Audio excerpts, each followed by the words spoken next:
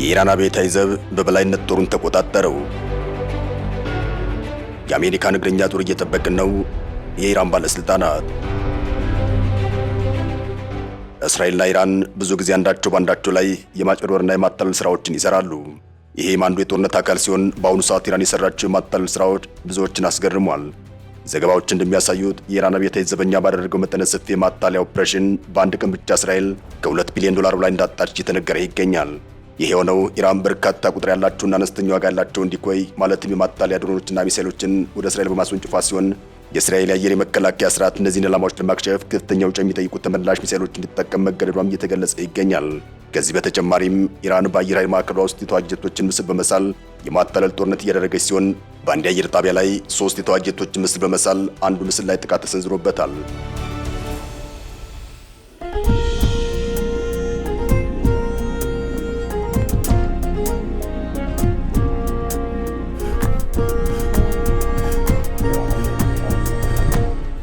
የኢራን ማሳሳት ስልት አሜሪካና እስራኤልን ከፍተኛ ወጪ እንዲያወጡ ከማድረግ ባሻገር የአሜሪካና የእስራኤል ትኩረትን እንዲሁም ማጥቃት አቅጣጫ ለመቀየር የተጠቀመችበት እንደሆነም እየተነገረ ይገኛል። ከዚህ ባሻገር የኢራን አብዮታዊ ዘብ ጦር ሙሉ በሙሉ እንደተቆጣጠረም ለማወቅ ተችሏል። ከዚህ በተጨማሪም የአሜሪካ እግረኛ ጦር እየጠበቁ እንደሆነም ተነግሯል። ኢራን እየጠበቀናችሁ ነው ስትል ለአሜሪካ መልስ ሰጥታለች። የአሜሪካው ፕሬዝዳንት ዶናልድ ትራምፕ አስፈላጊ ከሆነ እግረኛ ወታደር እናስገባለን ማለታቸው ይታወሳል። ትራምፕ ልክ እንደ ቬኔዙዌላ ለኢራን መሪ መርጣለሁ እያሉ ይገኛል። መሪው ለኔ ቅርብና ታዛዥ መሆን አለበትም ብለዋል። ኢራንና ቬኔዙዌላ ተመሳሳይ ጣፈንታ ይኖራቸዋል ያሉ ሲሆን እውነት የትራምፕ ሐሳብ በኢራኑን ይሆናል የሚለው ጉዳይ ሌላኛው አጠያቂ ነው። አሜሪካ ባለፉት 72 ሰዓታት ኢራን ውስጥ የሚገኙ ወደ 20 ገደማ ኢላማዎች ላይ ጥቃት መፈጸሟን ገልጻለች። በዚህም የቴህራን የድሮንና የሚሳኤል አቅም በከፍተኛ ደረጃ ማዳከሟን የአሜሪካ የማዕከላዊ ዕዝ ዋና አዛዥ ብራድ ኩፐር ተናግረዋል። የአሜሪካ ጦር በአሁኑ ሰዓት የኢራን የሚሳኤል ማምረት አቅም ለማውደም እየሰራ መሆኑን ገልጸዋል። ዋና አዛዡ አሜሪካ በኢራን የሚሳኤል ማስወንጨፊያዎችና መሰረተ ልማቶች ላይ ያካሄደች ስላሉ ወታደራዊ ዘመቻ መግለጫን ሰጥተዋል። ባለፉት 72 ሰዓታት ብቻ አሜሪካ ቦምብ ጣይ አውሮፕላኖችን ኢራን ውስጥ በጥልቀት ገብተው ወደ 200 ገደማ ኢላማዎችን አጥቅተዋል ሲሉ ተደምጠዋል።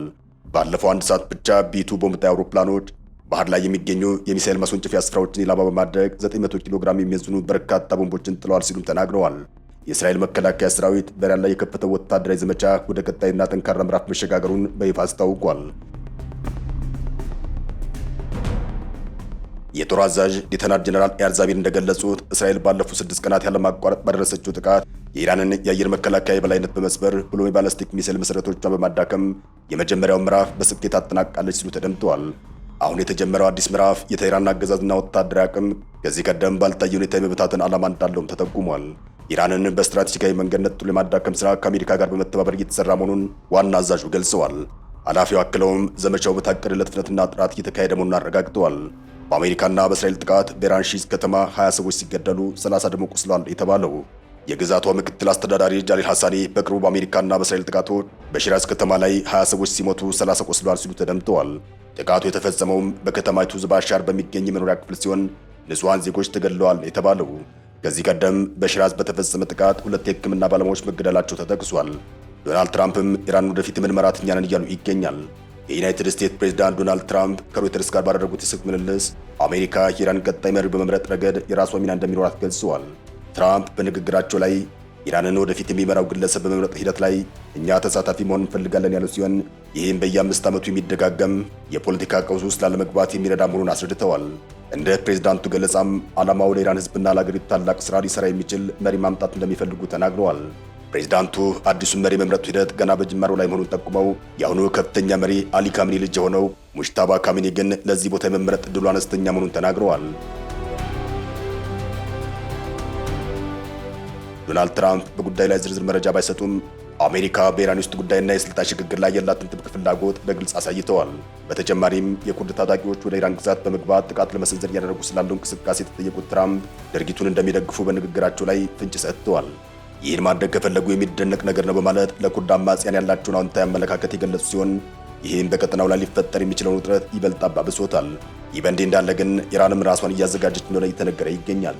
መሪዋ እስካሁን ባይመረጥም ጦሯን በማዘጋጀትና በማጠናከር ላይ ትኩረት አድርጋለች ነው የተባለው። ባለፈው ቅዳሜ በአሜሪካና በእስራኤል የተፈጸመው ጥቃት እንዲሁም የከፍተኛ አመራሮችን ግድያ ተከትሎም የኢራን ልሂቅ የጦር ኃይል ማለትም አይአርጂሲ የአገሪቱን ቁልፍ የውሳኔ ሰጭነት ሚና ሙሉ በሙሉ መቆጣጠሩ ተሰምቷል። ይህ እርምጃ ኢራን ይበልጥ ጠንካራና የማይናወጥ ወታደራዊ ስትራቴጂ እንድትከተል እያደረጋት ይገኛል ነው የተባለው። ፕሬዝዳንት ዶናልድ ትራምፕ ደግሞ መሪ ያስፈልገናል እያሉ ይገኛል። አብዮታዊ ዘቡ ከፍተኛ መሪዎቹ ቢገደሉ እንኳን ጦርነቱ እንዳይቆም አስቀድሞ ዝግጅት አድርጎ ቆይቷል። ከፍተኛ አዛዦች ጥቃት ቢሰነዘርባቸው ትዕዛዝ እንዳይቋረጥ ስልጣን እስከ ታችኛው የጦር መኮንን ድረስ ተከፋፍሏል። እያንዳንዱ አዛዥ እስከ 3 ደረጃ ዝቅ ብሎ ተተኪዎቹን ሰይሟል። የስልታቸው ጦርነቱ እንዳይቆም ቢረዳም በመካከለኛ ደረጃ ያሉ መኮንኖች የራሳቸውን ውሳኔ ወስደው ጎረቤት ሀገራት እንዲያጠቁ እድል ስለሚሰጥ ጦርነቱ ከቁጥጥር ውጭ እንዳይወጣም ስጋት ፈጥሯል። ከቀናት በፊት ኢራኒቱ አባል በሆነችው ቱርክ ላይ ጥቃት መፈጸሟ የዚሁ ያልተማከለ አመራር ውጤት ሊሆን እንደሚችል እየተነገረ ይገኛል። የአብዮታዊ ዘቡ መጠናከር በኢራን ውስጥ ፖለቲካ ላይ ተጽዕኖችን እያሳደረ እንደሚገኝ እየተነገረ ይገኛል። ወታደራዊ ኃይል በአገሪቱ በሁሉም ደረጃዎች ያለው ቁጥጥር ጠንካራ በመሆኑ አሜሪካና እስራኤል የጠበቁትን አይነት ህዝባዊ አመፅና የአገዛዝ ለውጥ እንዳይመጣ እንቅፋት ሊሆን እንደሚችል እየተነገረ ይገኛል። የሟቹ የአያቶላ አሊ ካሚኒ ልጅ የሆነው ሙጅታባ ካሚኒ ቀጣይ የሀገሪቱ የበላይ መሪ ሊሆን እንደሚችሉ የሚጠበቅ ሲሆን እርሳቸው ከአብዮታዊ ዘብ ጋር እጅግ የጠበቀ ግንኙነትና ድጋፍ እንዳላቸው ይነገራል።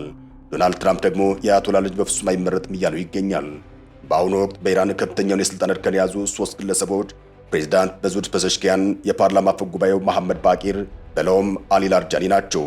የአብዮታዊ ዘብ ይህን ያልተማከለ የአመራር ስልት የቀረጸውም እንደ አውሮፓውያን አቆጣጠር በ2003 አሜሪካ ኢራቅን በወረረችበት ወቅት ሲሆን ያኔ የሳዳም ሁሴን ጦር በአጭር ጊዜ ውስጥ መፈራረሱን ካየ በኋላ ነው። ዓላማውም አንዱ ክፍል ቢመታ ሌላኛው ራሱን ችሎ እንዲከላከል የስርዓቱን ህልውና እንዲያስጠብቅ ሲሆን በአሁኑ ወቅትም የኃይል ወታደራዊ አቅም ብቻ ሳይሆን የኢራን የኒውክሌር ፕሮግራም፣ የውጭ ጥቅም አስከባሪዎች ማለትም ፕሮክሲስ እንዲሁም ግዙፍ የምጣኔ ሀብት ተቋማትን የሚቆጣጠር በመንግስት ውስጥ ያለ መንግስት ሆኗል። ኢራን ለአሜሪካ እግረኛ ጦር ንጉጠሙኝ ጥሪ አቅርባለች። በዚሁ ጥሪዋ ላይም በሚገባ በቀላችኋለሁ ስትል ዝታለች። እየጠበቅናችሁ ነው ያለችው ኢራን የአሜሪካን የምድር ወረራ ለመመከት ሙሉ እምነት እንዳላት በይፋ ገልጻለች። በመካከለኛው ምስራቅ ያለው ጦርነት እጅግ አደገኛ ምዕራፍ ላይ በደረሰበት በዚህ ወቅት የኢራኑ የውጭ ጉዳይ ሚኒስትር አባስ አራግቺ አገራቸው ሊሰነዘር የሚችለው ማንኛውም የአሜሪካ የምድር ወረራ ለመመከት ዝግጁ መሆኗን በይፋ ተናግረዋል። ለአሜሪካው የኤንቢሲ ኒውስ ቃለ መጠይቅ የሰጡት ሚኒስትሩ ኢራን የአሜሪካ እንደማትፈራና ወረራውንም እንደምትጠባበቅ ገልጸዋል። እነሱ ለመጋፈጥ ሙሉ እምነት አለን፣ ይህ ለእነሱም ትልቅ ጥፋት ይሆናል ሲሉ ተደምጠዋል። የኢራን ብሔራዊ ደህንነት ምክር ቤት ጸሐፊ አሊ ላርጃኒ በበኩላቸው አሜሪካ በኢራን ምድር ላይ ማንኛውም አይነት የምድር ወረራ ካደረገች ከባድ መስዋዕትነት እንደምትከፍል አስጠንቅቀዋል። ላርጃኒ በኤክስ ገጻቸው ላይ ባስተላለፉት መልእክታቸው የኢራን ጦር አሜሪካን ወታደሮች ለመመከት በተጠንቀቅ ላይ መሆኑን ገልጸዋል። አንዳንድ የአሜሪካ ባለስልጣናት በሺዎች የሚቆጠሩ ወታደሮችን በማሰማራት ወደ ኢራን ለመግባት ማሰባቸውን የተናገሩት ባለስልጣኑም የዋሽንግተን ዝግጅት ኮንነዋል። ላርጃኒ በመቀጠልም የኢማም ኩሜኒና የኢማም ካሚኒ ጀግኖች ልጆችን በሺዎች የሚቆጠሩ ወታደሮችን በመግደልና በመማረክ እነዚያን ክፉ የአሜሪካ ባለስልጣናት ለማሳፈር እየጠበቅናችሁ ነው ሲሉ ጠንከር ያለ ማስጠንቀቂያ ሰጥተዋል። ይህም አሜሪካ ለምታደርገው ማንኛውም ወታደራዊ እንቅስቃሴ ኢራን የተመጣጠነና አስከፊ ምላሽ እንደምትሰጥ የሚያሳይ ነው። በመጨረሻም ላርጃኒ ለአሜሪካ ባለስልጣናት በላኩት ቀጥተኛ መልእክታቸው የኢራን ምድር የተረገሙት የሚጨፍሩባት መድረክ አይደለችም በማለት ሀገራቸው ክብሯን ለማስጠበቅ እስከ መጨረሻው እንደምትዋጋ አስታውቀዋል። የንግግር በሁለቱ ሀገራት መካከል ያለውን ወታደራዊ ውጥረት ይበልጥ እያስፋፋው ይገኛል። ምንም እንኳን አሜሪካና እስራኤል ከፍተኛ ጥቃት እየሰነዘሩ ቢሆንም ኢራን እስካሁን የተኩስ አቁም እንዳልጠየቀች አራግቺ ተናግረዋል። ባለፈውም ቢሆን ተኩስ አቁምን የጠየቀችው እስራኤል ናት በማለት የሀገራቸውን የመቋቋም አቅም ተከላክለዋል። ይህ መግለጫ የወጣው ባለፈው ሳምንት የኢራኑ የበላይ መሪ አያቶላ አሊ ካሚኒና ከፍተኛ የደህንነት ባለስልጣናት በጥቃት ከተገደሉ በኋላ ነው። በሚናብ ከተማ በሚገኝ አንድ የአንደኛ ደረጃ ትምህርት ቤት ላይ በደረሰ ጥቃትም 171 ሴት ተማሪዎች መገደላቸውን ተከትሎም ከፍተኛ ውዝግብ ተፈጥሯል። ሚኒስትር አራግቺ ለጥቃቱ አሜሪካና እስራኤልን ተጠያቂ አድርገዋል። ልዩነቱ ምንድነው? አሜሪካ ወይስ እስራኤል ናቸው ሲሉ ተደምጠዋል። የአሜሪካው የመከላከያ ሚኒስትር ፒት ሄግሴት ጉዳዩ እየተመረመረ መሆኑን ገልጸዋል። አሜሪካ ሲቪሎችን ኢላማ እንደማታደርግም ተናግረዋል። የዋይት ሀውስ ቃል አቀባይ ካሮሊና ሌቪት ጥቃቱ የኢራን የፕሮፓጋንዳ ስራ እንደሆነ ሲያጣጥሉ ተደምጠዋል። ኢራን ከፕሬዝዳንት ዶናልድ ትራምፕ ልዩ መልእክተኛ ስቲቭ ዊትኮፍና ከአማቻቸው ጃሬድ ኩሽነር ጋር ያላትን ግንኙነት ማቋረጧን አሳውቃለች። ከአሜሪካ ጋር ተደራድረን የምናውቀው መልካም ልምድ አለን፣ በተለይ ከዚህ አስተዳደር ጋር ድርድር ላይ ያለን ጥቃት ሰንዝረውብናል ሲሉም አራግቺ ወቅሰዋል። ሚኒስትሩ አክለውም በዚህ ጦርነት ውስጥ ማንም አሸናፊ እንደማይሆንና የኢራን ድል ሊሆን የሚችለው ህገወጥ ግቦችን መቋቋም ብቻ እንደሆነ ገልጸዋል። አሜሪካና እስራኤል በኢራን ላይ ጦርነት ካወጁ 6 ቀናት ተቆጥረዋል። ይህ ጦርነት በተራዘመ ቁጥር ማን አሸናፊ ነው ይወጣል የሚለው ጉዳይም የብዙዎችን ትኩረት ስቧል። ዶናልድ ትራምፕ በ3 ቀናትና በ4 ቀናት ውስጥ ጦርነቱን እንቋጨዋለን ማለታቸው አይዘነጋም። ነገር ግን ያ ሳይሆን ቀርቶም አሁን እስከ 3 ሳምንታት ሊፈጅብን ይችላል እያሉ ይገኛል። ሰላም ለመላው ዓለም ይሁን። አበቃን። ሰናይ ጊዜን ተመኘን።